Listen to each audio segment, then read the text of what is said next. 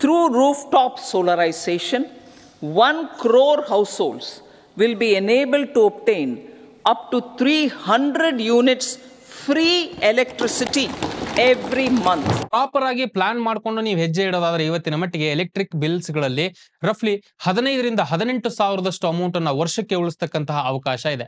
S, it is possible through Pradhanmantri Suryodaya ಯೋಜನಾ ಅಂತ ಹೇಳ್ಕೊಂಡು ಇದೇ ಎಕ್ಸಾಕ್ಟ್ ಯೋಜನೆಯ ಬಗ್ಗೆ ಕಂಪ್ಲೀಟ್ ಮಾಹಿತಿನ ವಿಡಿಯೋ ಮೂಲಕ ನಾನು ಕೊಡಕ್ಕೆ ಹೋಗ್ತಾ ಇದ್ದೀನಿ. ಮುಂದುವರೆದಕ್ಕಿಂತ ಮುಂಚೆ ಇನ್ ಕೇಸ್ ನಿಮ್ಮಲ್ಲಿ ಮೊದಲನೇ ಬಾರಿಗೆ ನಮ್ಮ ವಿಡಿಯೋಸ್ಗಳನ್ನ ನೋಡ್ತಾ ಇದ್ರೆ ದಯವಿಟ್ಟು ಚಾನಲ್ನ ಸಬ್ಸ್ಕ್ರೈಬ್ ಮಾಡ್ಕೊಳ್ಳಿ, ಹಾಗೆ ಬೆಲ್ ಐಕಾನ್ ಅನ್ನು ಕೂಡ ಕ್ಲಿಕ್ ಮಾಡಿ ನಮ್ಮ ಕಡೆಯಿಂದ ರೆಗ್ಯುಲರ್ ಅಪ್ಡೇಟ್ಸ್ ವಿತ್ ಪ್ರಿಯಾರಿಟಿ ನಿಮಗೆ ಸಿಗಬೇಕು ಅಂದ್ರೆ. So let's get started.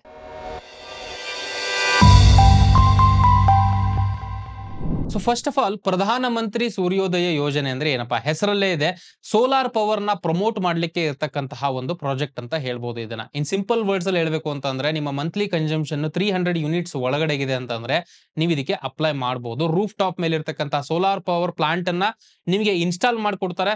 60% ನಷ್ಟು ಓವರ್ ಆಲ್ ಇದರಲ್ಲಿ ಬರ್ತಕ್ಕಂಥ ಕಾಸ್ಟಿಂಗ್ ಅನ್ನ ಗೌರ್ಮೆಂಟ್ ಸಬ್ಸಿಡಿ ಆಗಿ ಕೊಡುತ್ತೆ ನಿಮಗೆ, ಈ ಒಂದು ಎಲಿಜಿಬಿಲಿಟಿ ನೀವು ಬರ್ತೀರಾ ಅಂತಂದ್ರೆ. ಇನ್ನೊಂದು, ನೀವು ಹಿಲಿ ಸ್ಟೇಷನ್ಸ್ ಅಲ್ಲಿ ಇದರ ಗುಡ್ಡಗಾಡಲ್ಲಿ ನೀವು ವಾಸ ಮಾಡ್ತಿದ್ದೀರಾ ಅಂತಂದ್ರೆ ಆ ರೀತಿಯಂತ ಸಂದರ್ಭದಲ್ಲಿ 70% ವರೆಗೂ ಕೂಡ ಸಬ್ಸಿಡಿ ಸಿಗುತ್ತೆ. ಪಾಯಿಂಟ್ 1. ಪಾಯಿಂಟ್ 2, ಈ 30-40% ಎಕ್ಸ್ಟ್ರಾ ಹಣ ಏನಿರುತ್ತೋ ನೀವು 10 ವರ್ಷಕ್ಕೆ ಲೋನ್ ಆಗಿ ತಗೊಳ್ಬಹುದು. ಲೋನ್ ಆಗಿ ತಗೊಂಡಿರ್ತಕ್ಕಂಥ ಹಣವನ್ನ ನೀವು ಕಟ್ಕೊಂಡು ಹೋಗಬಹುದು. ಯಾವುದೇ ರೀತಿಯಾದಂತಹ ಇನಿಷಿಯಲ್ ಅಮೌಂಟ್ ಅನ್ನ ಕೊಡ್ತಕ್ಕಂಥ ಅವಶ್ಯಕತೆ ಇದರಲ್ಲಿ ಇರಲ್ಲ. ಸೆಂಟ್ರಲ್ ಪಬ್ಲಿಕ್ ಸೆಕ್ಟರ್ ಎಂಟರ್ಪ್ರೈಸಸ್ ಗಳು ಸೆಟ್ ಮಾಡಿರ್ತಕ್ಕಂತಹ ಸ್ಪೆಷಲ್ ಪರ್ಪಸ್ ವೆಹಿಕಲ್ಸ್ ಗಳ ಮೂಲಕ ಇದನ್ನ ಡ್ರೈವ್ ಮಾಡ್ತಾ ಇದೆ ಗವರ್ಮೆಂಟ್. ಬೇಸಿಕಲಿ ಇದೇನಪ್ಪಾ ಅಂದ್ರೆ SPVs ಒಂದು ಕಂಪನಿ ತರ ಕೆಲಸ ಮಾಡುತ್ತೆ. ಇದರ ರಿಲೇಟೆಡ್ ಲೋನ್ ಇರಬಹುದು, ಸೆಟಪ್ ಇರಬಹುದು, ಪ್ರತಿಯೊಂದನ್ನು ಹ್ಯಾಂಡಲ್ ಮಾಡ್ತಕ್ಕಂತಹ ಸ್ಪೆಸಿಫಿಕ್ ಗ್ರೂಪ್ ಆಫ್ ಕಂಪನೀಸ್ ಗಳಿಗೆ SPVs ಅಂತ ಕರೀತಾರೆ. ಸೊ 10 ವರ್ಷದವರೆಗೂ ಲೋನಿನ ಅವಧಿ ಇರುತ್ತೆ. ಲೋನಿನ ಅವಧಿ ಮುಗಿದಾದ್ಮೇಲೆ, ಲೋನ್ ಕಟ್ ಆದ್ಮೇಲೆ ಕಂಪ್ಲೀಟ್ ಓನರ್ ಏನೇ ಯಾರು ಅದನ್ನ ಇನ್ಸ್ಟಾಲ್ ಮಾಡಿಸ್ಕೊಂಡಿರ್ತಾರೋ ಅವರೇ ಓನರ್ ಆಗ್ತಾರೆ ಸೋಲಾರ್ ಟಾಪ್ಸ್ ಗಳಿಗೆ. ಸೊ ಒಂದು ಕಡೆಯಿಂದ ಎಲೆಕ್ಟ್ರಿಸಿಟಿ ಬಿಲ್ ಉಳಿತಕ್ಕಂಥದ್ದು ನಿಮ್ಗೆ ಉಳ್ಕೊಳ್ಳುತ್ತೆ. 15ರಿಂದ 18,000 ವರ್ಷಕ್ಕೆ ಉಳಿತಕ್ಕಂಥ ಪಾಸಿಬಿಲಿಟಿ ಇರುತ್ತೆ. ಇನ್ನೊಂದು ಕಡೆಯಿಂದ 10 ವರ್ಷ ಆದ್ಮೇಲೆ ನೀವೇ ಓನರ್ ಆಗಿರೋದ್ರಿಂದ ಅದಕ್ಕೆ ಯಾವುದೇ ರೀತಿಯಂತ ಎಲೆಕ್ಟ್ರಿಸಿಟಿ ಬಿಲ್ ಕಟ್ಟತಕ್ಕಂತ ಒಂದು ಅವಕಾಶಗಳು ಇರಲ್ಲ. ಎಸ್ಪೆಷಲಿ ಇವಾಗ ಬೇಸಿಗೆಗಾಲದಂತಹ ಸಂದರ್ಭದಲ್ಲೆಲ್ಲ almost most of the time ಅಲ್ಲಿ ನಮಗೆ ಫ್ರೀ ಎಲೆಕ್ಟ್ರಿಸಿಟಿನೇ ಸಿಗುತ್ತೆ. ಇದು ಒಂದು. ಇನ್ನೊಂದು ಕಡೆಯಿಂದ ನಾವು ಹೇಳ್ಬೇಕು ಅಂತ ಅಂದ್ರೆ, ಬರೀ ಸ್ಪೇಸ್ ಅನ್ನ ಪ್ರೊವೈಡ್ ಮಾಡೋದ್ರ ಮೂಲಕ, ನಮ್ಮ ಮನೆಯ ಮೇಲೆ ಒಂದು ಸ್ಪೇಸ್ ಅನ್ನ ಪ್ರೊವೈಡ್ ಮಾಡೋದ್ರ ಮೂಲಕ ಈ ಇನ್ಸ್ಟಾಲೇಷನ್ ಮಾಡ್ಕೊಳ್ತೀವಿ ನಾವು. ಇದ್ರ ಮೂಲಕ ಎಲೆಕ್ಟ್ರಿಸಿಟಿ ಬಿಲ್ ಉಳಿತು. ಇನ್ನೊಂದು ಕಡೆಯಿಂದ ಓನರ್ಶಿಪ್ ಕೂಡ ನಮ್ದಾಗುತ್ತೆ ಸರ್ಟನ್ ಪೀರಿಯಡ್ ಆದ್ಮೇಲೆ. ರೀಸೆಂಟ್ ದಿನಗಳ ಪ್ರಕಾರ by 2022 40 gigawatts rooftop solar installation ನ ಮಾಡಬೇಕು ಅಂತಕ್ಕಂತಹ ಒಂದು ಗೋಲ್ ಅನ್ನ ಹೊಂದಿತ್ತು ಗವರ್ಮೆಂಟ್. ಇದರಲ್ಲಿ ಬರೀ 5.87 ಗಿಗಾವ್ಯಾಟ್ಸ್ ಮಾತ್ರ ಇನ್ಸ್ಟಾಲ್ ಆಗಿರತಕ್ಕಂಥದ್ದು. ಸೊ ಟಾರ್ಗೆಟ್ ಇನ 15% ಮಾತ್ರ ಅಚೀವ್ ಆಗಿರ್ತಕ್ಕಂಥದ್ದು. ಸೊ ಹಾಗಾಗಿ ಗವರ್ಮೆಂಟ್ ತುಂಬಾನೇ ಪುಷ್ ಮಾಡ್ತಾ ಇದೆ ಅಂತ ಹೇಳ್ಬೋದು ಈ ರೀತಿಯಂತ ಸಸ್ಟೈನಬಲ್ ಹಾಗೆ ರಿನ್ಯೂಬಲ್ ಎನರ್ಜಿನ ಪ್ರತಿಯೊಂದು ಮನೆಗೂ ತಲುಪಿಸಲಿಕ್ಕೆ. ಸದ್ಯದ ಕಂಡೀಷನ್ಗೆ ರಫ್ಲಿ 11.08 ಗಿಗಾವ್ಯಾಟ್ ನಷ್ಟು ಸೋಲಾರ್ ಪವರ್ ಕನೆಕ್ಟೆಡ್ ಆಗಿರುತ್ತೆ ಗ್ರಿಡ್ಸ್ ಗಳಿಗೆ.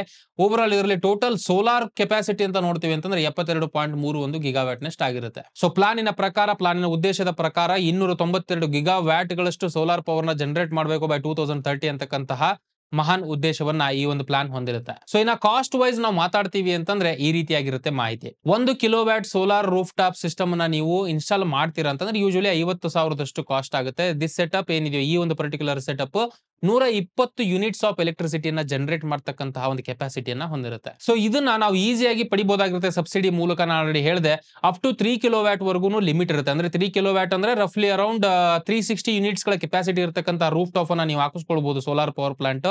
20% ನಷ್ಟು ಸಬ್ಸಿಡಿ ನಿಮಗೆ ಸಿಗುತ್ತೆ. ಲಾರ್ಜರ್ ಕೆಪಾಸಿಟಿಗೆ ಹೋದ್ರೆ, ಅಂದ್ರೆ 10 ಕಿಲೋವ್ಯಾಟ್ ನಷ್ಟು ಹೋದ್ರೆ 20% ನಷ್ಟು ಮಾತ್ರ ನಿಮಗೆ ಸಬ್ಸಿಡಿ ಸಿಗುತ್ತೆ. ಇನ್ನ ಈ ಒಂದು ಪ್ಲಾನ್ ಅನ್ನ ಎಫೆಕ್ಟಿವ್ ಆಗಿ ಇಂಪ್ಲಿಮೆಂಟ್ ಮಾಡಬೇಕು ಅನ್ನೋ ಒಂದು ಉದ್ದೇಶ ಇಟ್ಕೊಂಡು ಗವರ್ಮೆಂಟ್ 10,000 ಕೋಟಿಯಷ್ಟು ಬಜೆಟ್ ಅನ್ನ ಸಪರೇಟ್ ಆಗಿ ಎತ್ತಿರುತ್ತೆ. ಹಾಗೆ ರೀಸೆಂಟ್ ದಿನಗಳಲ್ಲಿ ಫೆಬ್ರವರಿ 13 ಕೂಡ PM ಸೂರ್ಯ ಘರ್, ಸೊ ಮುಫ್ತ್ ಬಿಜ್ಲಿ ಯೋಜನಾ ಅಂತ ಹೇಳ್ಕೊಂಡು ಗವರ್ಮೆಂಟ್ ಅನೌನ್ಸ್ ಮಾಡಿರುತ್ತೆ. ಲೈಕ್ PM ಸೂರ್ಯೋದಯ ಯೋಜನಾ ತರ ಈ ಪ್ರಾಜೆಕ್ಟ್ ಕೂಡ ಫ್ರೀ ಎಲೆಕ್ಟ್ರಿಸಿಟಿಯನ್ನ up to 300 units every month 1 crore house holds ಗಳಿಗೆ ಕೊಡಬೇಕು ಅಂತಕ್ಕಂಥ ಉದ್ದೇಶವನ್ನ ಹೊಂದಿರುತ್ತೆ.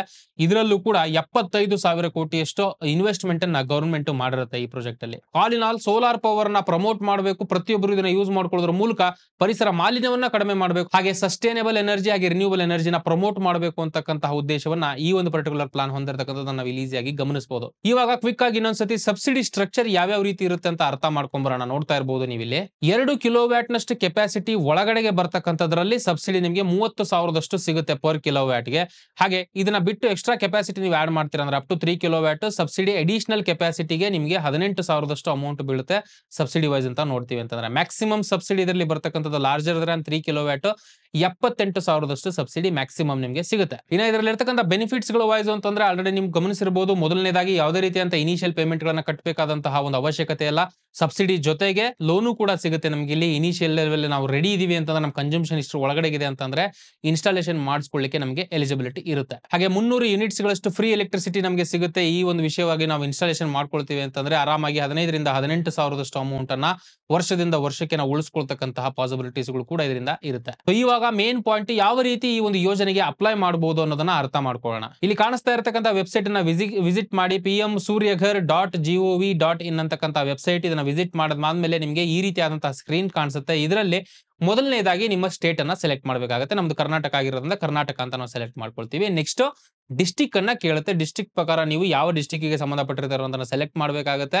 ನೆಕ್ಸ್ಟ್ ಎಲೆಕ್ಟ್ರಿಸಿಟಿ ಡಿಸ್ಟ್ರಿಬ್ಯೂಷನ್ ಕಂಪನಿ, ಈಗ ಫಾರ್ ಎಕ್ಸಾಂಪಲ್ ಡಿಸ್ಕಾಮ, ಬೆಸ್ಕಾಮ, ನೀವು ಯಾವ ಒಂದು ಪರ್ಟಿಕ್ಯುಲರ್ ನಿಮಗೆ ಸಂಬಂಧಪಟ್ಟಿರ್ತಕ್ಕಂತಹ ಎಲೆಕ್ಟ್ರಿಸಿಟಿ ಬೋರ್ಡ್ ಅನ್ನ ಇಲ್ಲಿ ಸೆಲೆಕ್ಟ್ ಮಾಡಬೇಕಾಗುತ್ತೆ.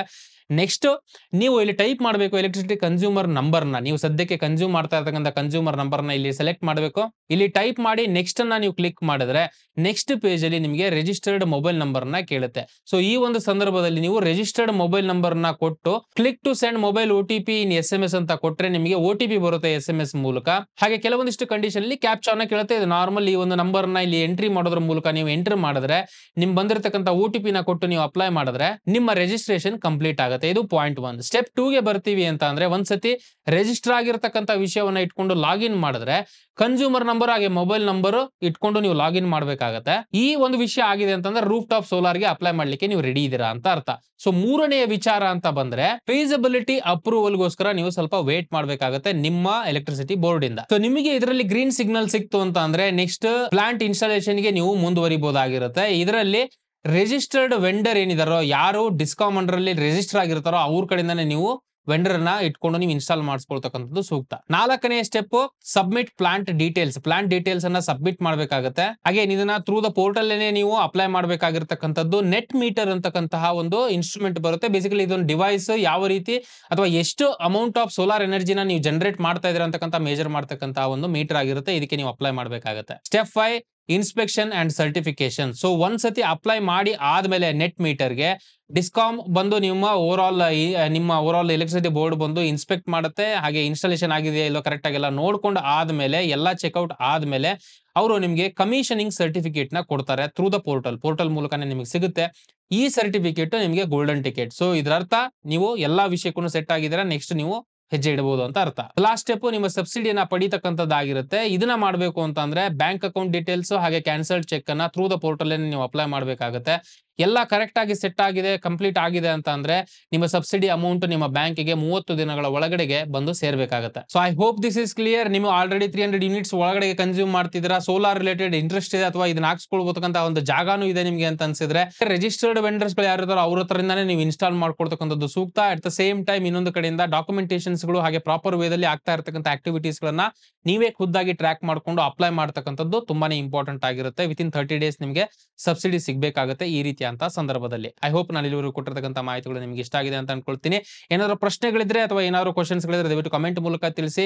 ಡೆಫಿನೆಟ್ಲಿ ನೆಕ್ಸ್ಟ್ ಬರ್ತಕ್ಕಂಥ ವಿಡಿಯೋಸ್ ಗಳನ್ನ ನಾವು ಕ್ಲಾರಿಫೈ ಮಾಡ್ಲಿಕ್ಕೆ ಟ್ರೈ ಮಾಡ್ತೀವಿ. ಹಾಗೆ ಇನ್ ಕೇಸ್ ನಿಮ್ಮೆಲ್ಲರೂ ಹೊಸಬರಾಗಿದ್ದು ಚಾನಲ್ ಸಬ್ಸ್ಕ್ರೈಬ್ ಮಾಡ್ಕೊಳ್ಳಿ ಅಂತ ದಯವಿಟ್ಟು ಚಾನಲ್ ಸಬ್ಸ್ಕ್ರೈಬ್ ಮಾಡ್ಕೊಳ್ಳಿ. ಹಾಗೆ ಬೆಲ್ ಐಕಾನ್ ಕೂಡ ಕ್ಲಿಕ್ ಮಾಡಿ ಎಲ್ಲ ನೋಟಿಫಿಕೇಶನ್ಸ್ ಗಳನ್ನ ಎನೇಬಲ್ ಮಾಡಿ. ನಾವು ಯಾವುದೇ ಹೊಸ ವಿಡಿಯೋನ ಅಪ್ಲೋಡ್ ಮಾಡಿದ ತಕ್ಷಣ ನಿಮಗೆ ಅದರ ಮಾಹಿತಿ ಸಿಗಬೇಕು ಅಂತ ಅಂದ್ರೆ ನಮ್ಮ ಚಾನಲ್ಗೆ ಇನಿಷಿಯಲ್ ಸಬ್ಸ್ಕ್ರೈಬ್ ಮಾಡ್ಕೊಂಡು ವಿಡಿಯೋಸ್ ಗಳನ್ನ ಲೈಕ್ ಮಾಡ್ತಾ ಶೇರ್ ಮಾಡ್ತಾ ನಮಗೆ ಸಪೋರ್ಟ್ ಮಾಡ್ತಾ ಇರತಕ್ಕಂತಹ ಪ್ರತಿಯೊಬ್ಬ ಸಬ್ಸ್ಕ್ರೈಬರ್ಗೂ ಕೂಡ ಅಂತರಾಳದಿಂದ ಕೃತಜ್ಞತೆಗಳನ್ನ ಹೇಳ್ತಾ ಈ ವಿಡಿಯೋನ ಇಲ್ಲಿಗೆ ಮುಗಿಸ್ತಾ ಇದ್ದೀನಿ. ಮತ್ತೆ ನಿಮಗೆ ನೆಕ್ಸ್ಟ್ ವಿಡಿಯೋದಲ್ಲಿ ಸಿಗ್ತೀನಿ. ಅಲ್ಲಿವರೆಗೂ ಜೈ ಹಿಂದ್.